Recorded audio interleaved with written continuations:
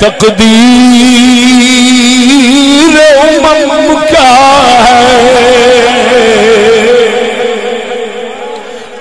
تجھ کو بتاؤں میں تقدیر امم کیا ہے شمشیر و سنا اول طاؤوس رباب آخر طاؤوس کہندے نے مور نو رباب ایک ساز ہوندا ہے ستار جنوں کہندے نے جس لے حاکم لگ جان ستار دے اوتے ادھر بڈھی بیٹھی ہوئے ادھر کنجر بیٹھے ہو میلہ لگا ہوئے بابے ہوری بیچ بیٹھے ہو تے ستار پہ کھڑک دیے تے سمجھے سوائے چھتر کھان دے کنجر کچھ نہیں کرن لگا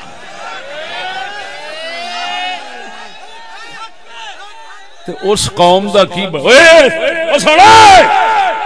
اقبال تو فرما گئے جہاد سے قوم ترقی اٹھتی ہے عروج پاتی ہے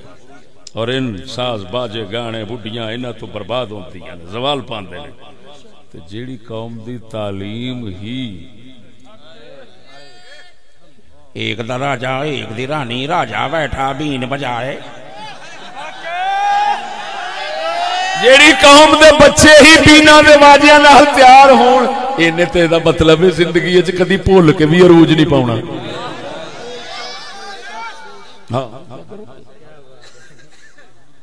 یہ وہی اقبال ہے جس کے شعر لکھے ہوتے ہیں یار میں تو صرف وضاحت کر رہا ہوں دیسی بندہ ہوں منافقت نہیں کر رہا صحیح وضاحت کر رہا ہوں بغیرت تنخواہ خور بغیرت جو ہوتا ہے وہ بھڑویدہ کیا کرتا ہے وہ ڈنڈی مار دے غلط سمجھاؤں دے وہ کردہ ہو رہے آخدہ ہو رہے میں صحیح کر رہا ایمان نال دس یہ دا مطلب ہے ساڑی قوم اج دی دا عروج محال ہے کیوں کہ جو زوال کا سبب ہے وہ تو تعلیم کی گھٹی میں ہے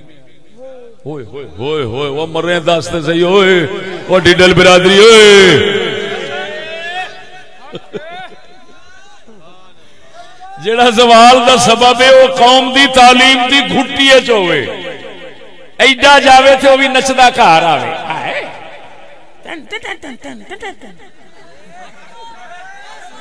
تو پھر انہاں کھلے ہی کھانے نے اور کی ہونے سانو بھی کھلے کھوانے نے آپ بھی کھلے کھانے نے نہ مولویاں پھر عقل آ سکتی ہے عروج نہ پیراں چاہنا ہے نہ کسے چاہنا ہے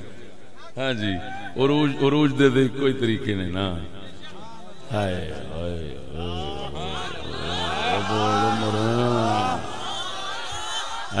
اس پاسے ٹر پواں سروں جما دیاں تلی دے اوتے جھٹ دے اندر لیکن بس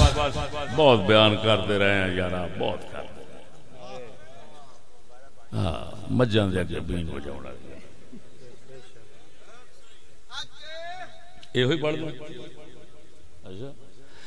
قلندر اقبال فرماتا ہے